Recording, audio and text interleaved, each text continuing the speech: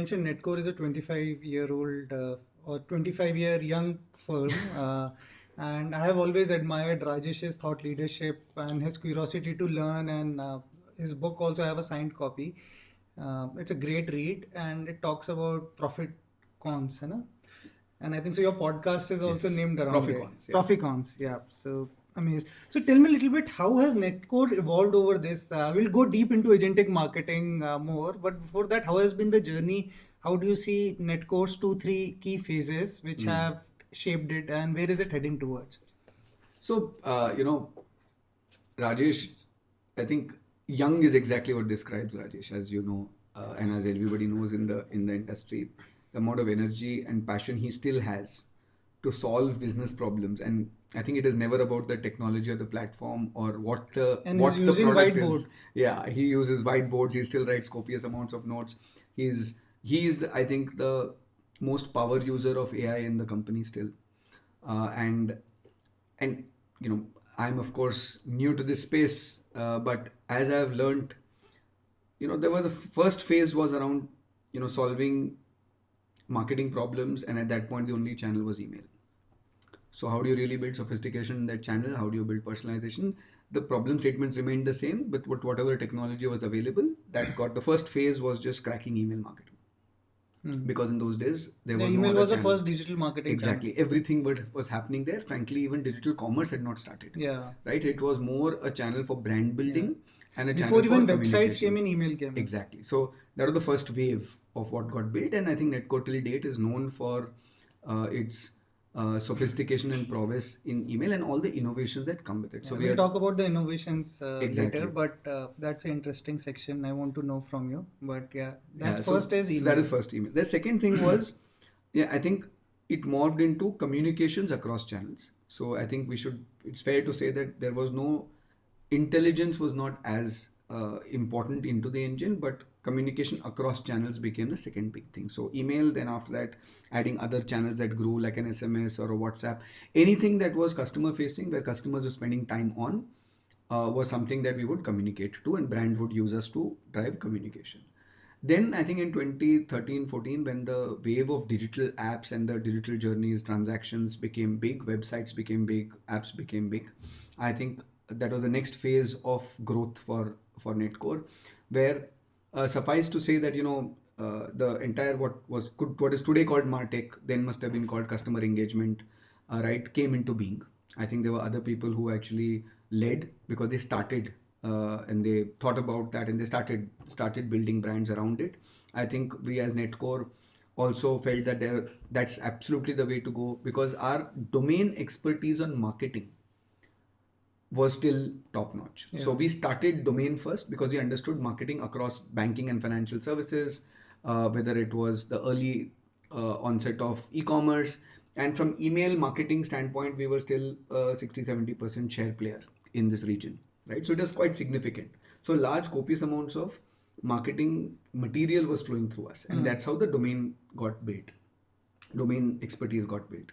So in that phase, then we had to take a call on building technology layers which would support the customer engagement part, and we started the journey of building our platform, building everything. Maybe it was first built on email, then it built on other channels, and it grew.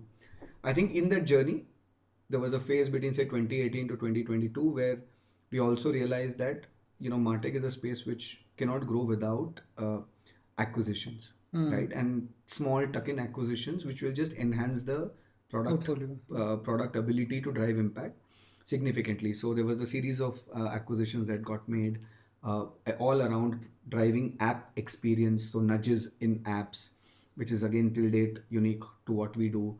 Then there were things around recommendation engines, AI-led, or I shouldn't say AI in those days, it was analytics. So there was Box.ai, then there was Hansel. These are all available in the public domain as well. So there were small tuck-in acquisitions that got made.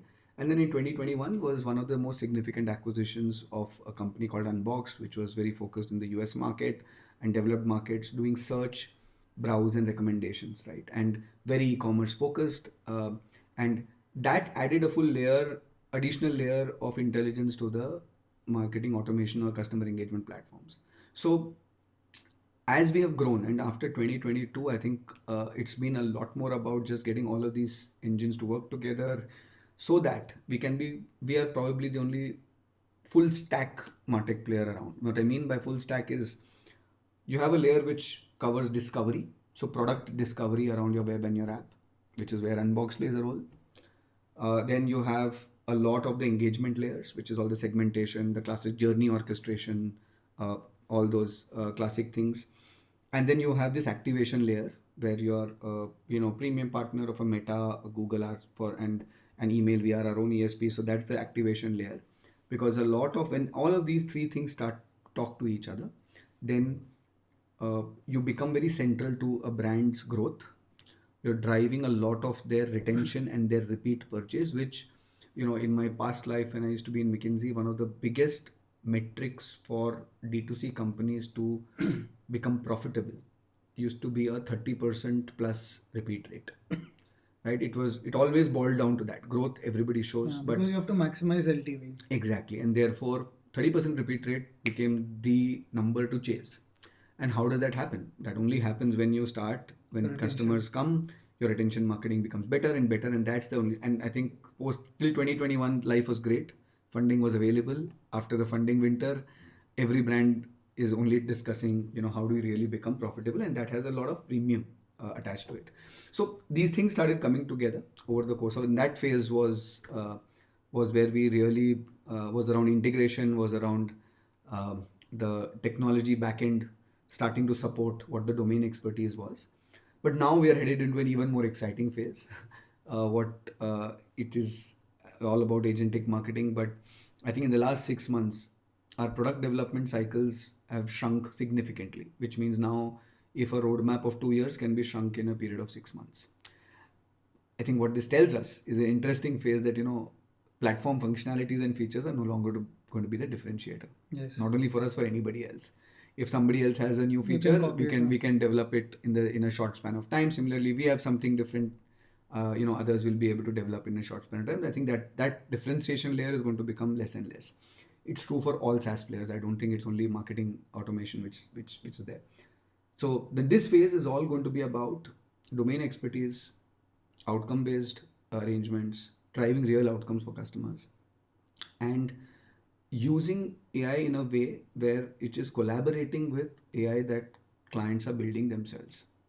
Because every single client we're talking to, of course, has a big board mandate, and they're all building their own engines. So I think it's going to be a very interesting time, and looking forward to the next phase, which is Netcore a services company? Is it a platform company, or is it a consulting company? What is it going to be headed towards? And I'm sure it's a mix of. yeah. So I think it's still SaaS, but service as a software is what Rajesh keeps calling it. I think there has to be a basic tech layer, Yes. and that's still going to be the core. Do we want to become a managed services player? No. Do we have the domain expertise to actually help drive the right kind of decisions for customers and help them use the platform better? Absolutely, yes. We are headed in a direction where that's going to become our biggest mode, right? And what we are calling value delivery, because I think platforms historically have been deployed, but not more than 20-30% of the use of the features get used. Classic problem. I think we have also been party to it, and I think, but that's the game that we want to change. So, if you ask services, software, I think it will be software plus huge amount of domain expertise. So humans plus our agents. That's where the domain expertise will reside. And if we are able to bring this to a client, whether it's a banking, financial services, e-commerce, even omnichannel players, which I think has a huge value to this, then we should be able to create magic.